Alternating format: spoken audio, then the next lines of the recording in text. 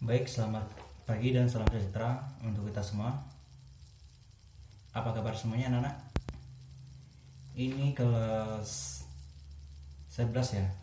Kelas 11 IPS 1 SMA Negeri 01 Taman. Jadi jumlah di kelas ini ada berapa? Bapak mau tanya sama kalian dulu. Ada 25 ya? 25. Ya. Jadi masuk semua hari ini. Apakah ada yang tidak masuk? Satu orang tidak masuk. Oke, tidak apa. Minggu lalu kita membahas tentang apa? Bapak mau tanya sama kalian dulu. Minggu lalu kita bahaskan tentang apa? Ada yang tahu?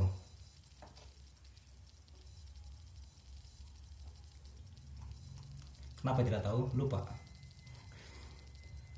Oke, minggu lalu kita membahaskan tentang cerpen ya. Ada yang tahu apa itu cerpen?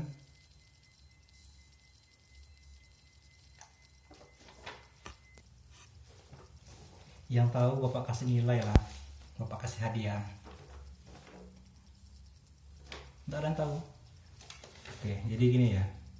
Cerpen itu merupakan satu di antara karya sastra yang berbentuk prosa yang hanya memiliki satu tahapan alur cerita saja. Seperti itu ya anak-anak. Bisa dimengerti? Oke, Bapak lanjut lagi ya. Nah, di sini ada pengertian cerpen menurut para ahli. Bapak ambil salah satu menurut Henry.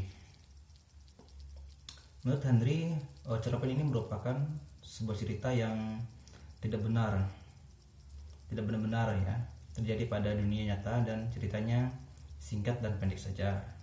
Seperti itu ya.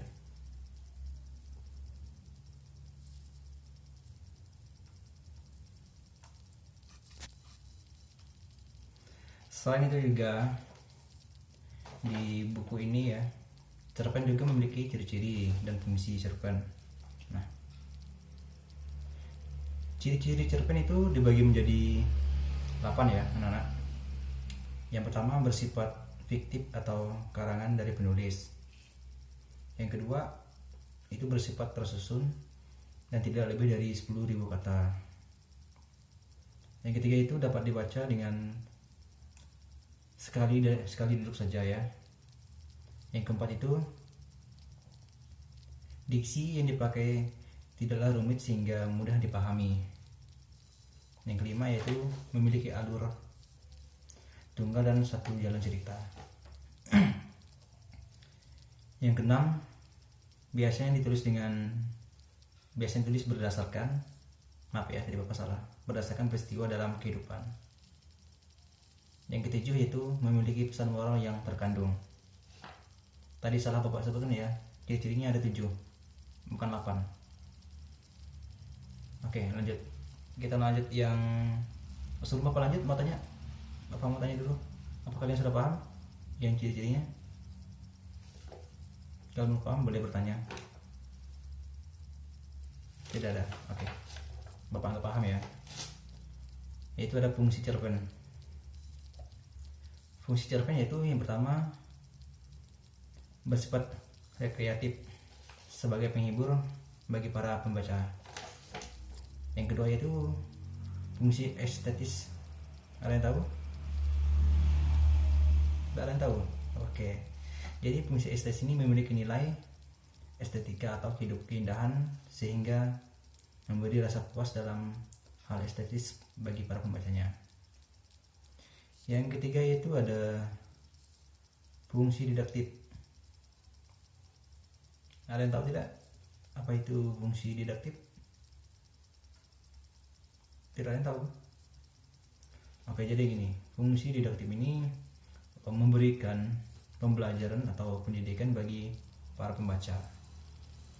Seperti itu ya. Yang keempat yaitu fungsi moralitas. Ada yang tahu apa itu fungsi moralitas? Tidak ada yang tahu. Oke, jadi gini ya, Fungsi moralitas ini memiliki nilai moral sehingga pembaca mengetahui mana yang baik dan mana yang buruk berdasarkan cerita yang terkandung. Yang terakhir itu yang kelima, fungsi religiusitas. Ada yang tahu apa itu fungsi religiusitas?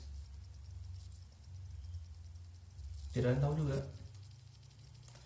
Oke, jadi begini, fungsi religiusitas ini memberi pembelajaran religius sehingga dapat dijadikan contoh bagi pembacanya. Nah, di sini juga ada unsur intrinsik cerpen. Yang pertama ada tema. Tema adalah ide atau gagasan utama dari sebuah cerpen. Nah, sebelum kita membuat cerpen, kita harus tentukan dulu temanya seperti apa gitu ya, biar kita bisa menjelaskan seperti itu. Yang kedua yaitu ada tokoh dan penokohan. Beda ya, tokoh dan penokohan. Tokoh ini adalah orang yang terlihat dalam cerita dan banyak mengambil peran dalam cerita tersebut, sedangkan penokohan merupakan cara penulis menentukan watak atau karakteristik dari tokoh tersebut. Yang ketiga yaitu ada alur atau plot. Ada yang tahu?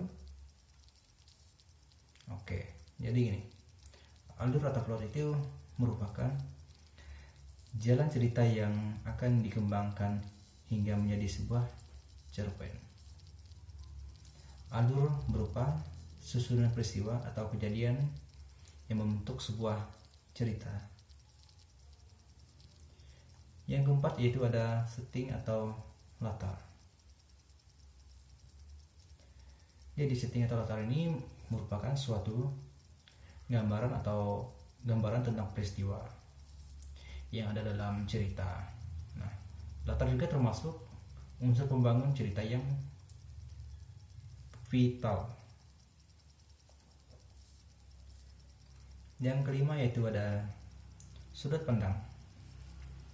Sudut pandang merupakan strategi yang digunakan oleh penulis cerpen gitu ya, untuk menceritakan suatu kejadian atau latar belakang cerita.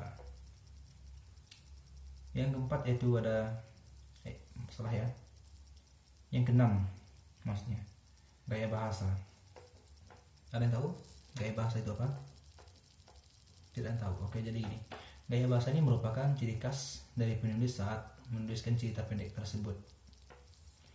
Gaya bahasa ini dibedakan dari penggunaan majas, diksi, dan pemilihan kalimat yang tepat dalam cerpennya.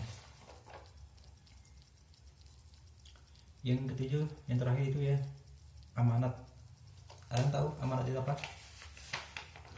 Jangan tahu. Oke, jadi gini ya, amanat itu merupakan suatu pesan moral yang terdapat dalam sebuah cerita yang bisa dipakai oleh pembacanya. Amanat atau pesan moral yang ada dalam cerpen biasanya tidak hanya ditulis secara langsung, melainkan secara tersirat.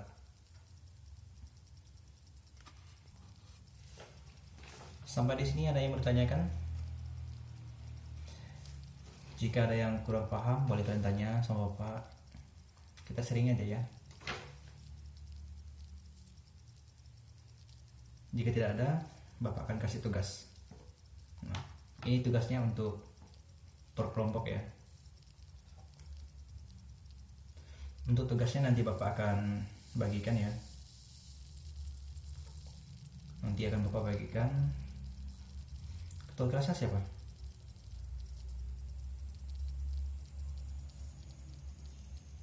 Habis ya? Oh iya. Oke, nanti Bapak akan bagikan sama kamu ya, untuk ketua tingkatnya. Oke, kalau tidak ada, Bapak tutup ya kegiatannya. Kita belajar kita pada pagi hari ini. Satu lagi Bapak mau sampaikan, tetap jaga kesehatan, sering cuci tangan, jaga jarak ya, karena kita tidak tahu. Oke, mungkin hanya itu saja. Selamat pagi dan salam sejahtera untuk kita semua. Tetap semangat ya anak-anak.